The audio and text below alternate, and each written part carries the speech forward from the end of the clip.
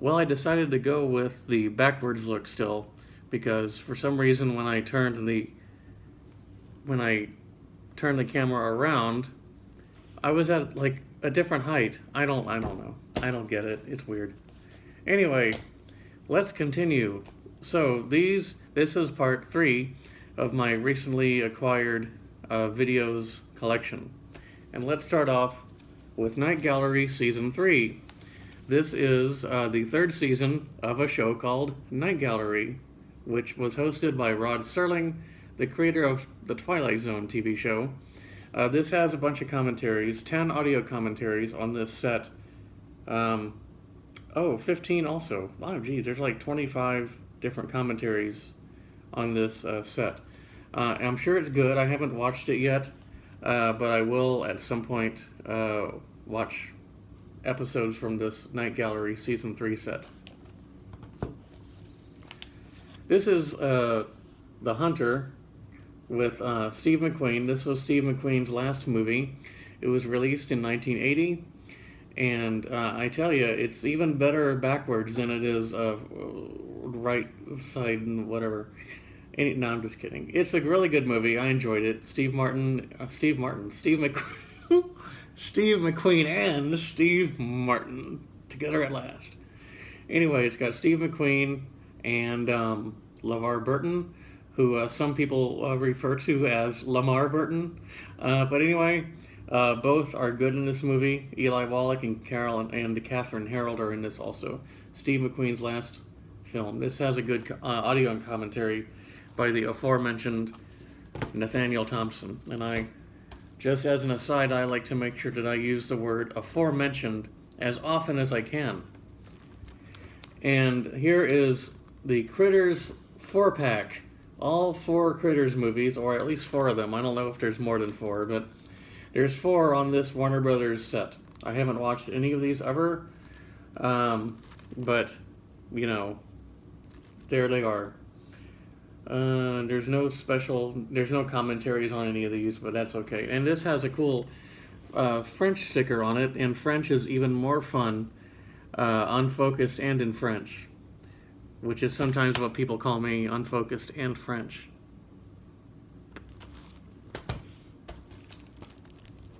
Cutter's Way. This is a new Blu-ray. I have a Blu-ray of Cutter's Way already. The 1980 film with Jeff Bridges and John Hurd. This is John Hurd before he was in mostly movies like Home Alone. This is kind of his chilly scenes of winter period in the late 70s and early 80s. Great movie. I have the Twilight Time Blu-ray, but I wanted to buy this one because it has 2 additional commentaries. This was put out by what company? I don't know. A company to be named later. Yeah. Dang it. You'd think I would know.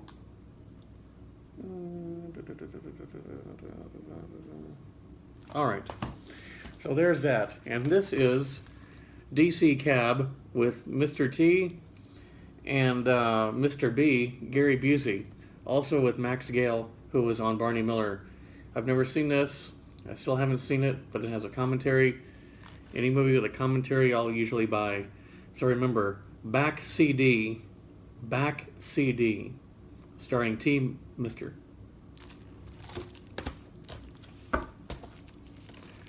In a similar vein of 80s comedies that were mostly probably not very well received, I don't think either one of these movies had glowing, reviews. Here's Honky Tonk Freeway, which, guess what, has a commentary track. I've never seen this movie, and I will at some point.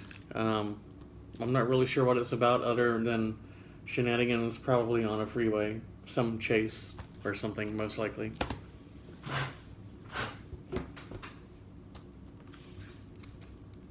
I like the way that's framed. When I tried to adjust the camera to make what I'm showing not backwards, for some reason the image wasn't on the same level.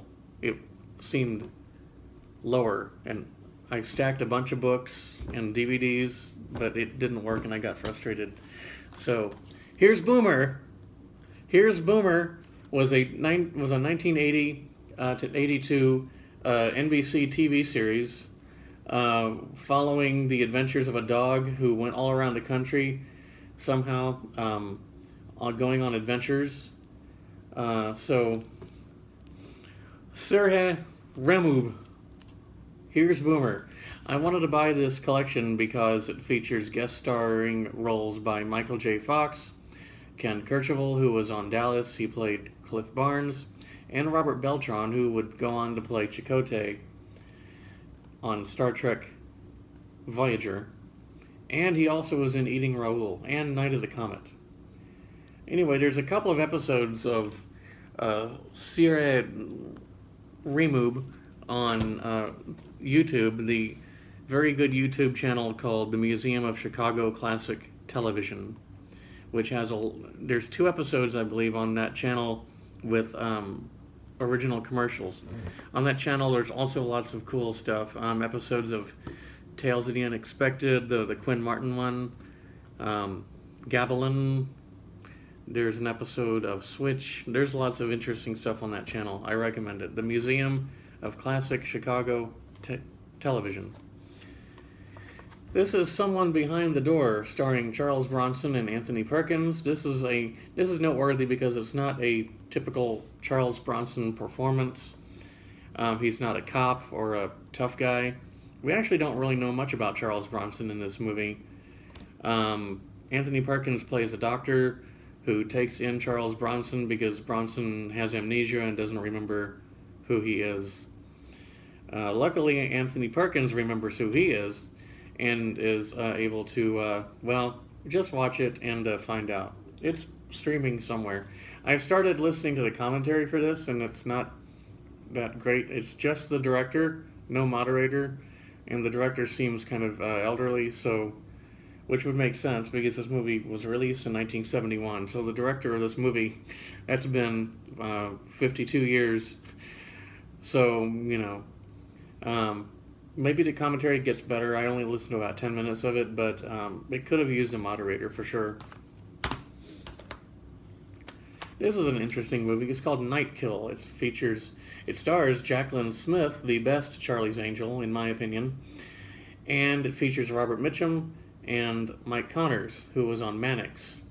Night Kill was a 1980 suspense movie, not really horror, but a suspense movie, which was originally, I believe, designed to be a TV movie, but for various reasons it really was released theatrically. Not a very wide release, I don't think. But it has a good commentary, again by Nathaniel Thompson and Howard S. Berger. Night Kill. Here is Dynasty. This is an Asian 3D kung fu movie, which I haven't really seen. However, I do remember this movie appearing on Channel 21 in Dallas, Texas, back in the 80s when they would have their Saturday morning kung fu theater. They would have like different Shaw Brothers martial arts movies on. And this one, I remember distinctly because even on commercial TV, they left in a shot of a person getting his head kicked off, literally his head just kicked off of his shoulders, and that was surprising. And I thought, wow, that would look kind of cool in 3D. Maybe 40 years later, it'll be released on something called a Blu-ray, and it'll be able for me to see in a nice print.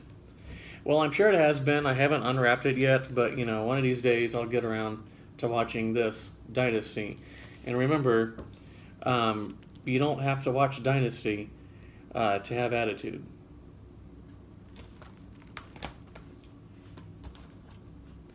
The classic Laser Blast, the Charles Band film. It's actually produced by Charles Band, directed by Michael Ray. Laser Blast is a great Star Wars knockoff from, I believe this was released in 1978, year after Laser Blast. This was featured on a very good episode, very funny episode of Mystery Science Theater. Check that out if you can. Laser Blast does feature commentary by Charles Band and composer Richard Band. So that's probably pretty interesting. Charles Band always has some excellent stories and insight because he was there. He created his own studio, Full Moon.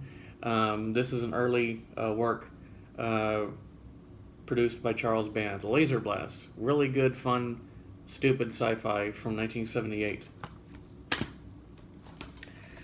This is Lad a Dog, or as it sometimes goes by, Dal a God. So this features, the reason I bought this, let's see, it came out in where's the year? I'm just going to guess. 1962, I think. Okay, 1961. This stars Carroll O'Connor. The man who played Archie Bunker on All in the Family. Carroll O'Connor was in a lot of movies. He had a lot of movie roles and film role and TV guest starring roles in the 60s and early 70s before he began, playing Archie Bunker on All in the Family. This is one such film. I've never seen this. It's still in the wrap. I haven't watched it yet. But he is one of the stars of this movie, along with Angela Cartwright. It's a family film. I'm not sure what it's about, other than it's about a dog that looks kind of like Lassie. I guess it's a collie. Anyway, Lad, a dog. Here is a movie called Razorback, which was it's an Australian horror film about a killer razorback pig who goes on a rampage and does bad things to people in Australia. This features Gregory Harrison, who was on the TV version, the short-lived TV series Logan's Run, based on that movie, and he also, of course, was on Trapper John M.D., playing Dr. Gonzo Gates, co-starring with Pernell Roberts, who played Trapper John. Trapper John, of course, a spin-off character from MASH. Trapper John was not played by Pernell Roberts on the TV show. He was played by, I believe that was Wayne Rogers. Yeah. Anyway, Razorback is an okay horror movie from, I think, 1986. It's got commentaries, so that's always fun. May I present Nixie? Nixie wants to talk about our next film, one of her favorites, Schindler's List. I know that Nixie has this on her list of one of the best movies ever. This is definitely one of Steven Spielberg's best movies. Made in 1993, came out the same year as Jurassic Park. Just an excellent movie. What else, can really be said about this? I wanted to own it on Blu-ray, so I went ahead and purchased it. The only thing about Spielberg is that I wish that he did commentaries for his films, but he's never done a commentary for any of his movies. I know, right? Well, maybe one day, but Spielberg has never done a commentary for any of his films. I wish he would, but I guess maybe he just doesn't want to or doesn't think it's necessary. Anyway, great movie, Schindler's List, I purchased recently. Here's another movie that I bought this is from the Warner Archives collection. This is called Love Child. Stars Amy Madigan, Beau Bridges, and Mackenzie Phillips. This came out in, I believe, 1982. I don't think it was ever released theatrically. I think this is another one that was meant to be a made-for-TV movie, but it was released theatrically, not wide release, I don't think.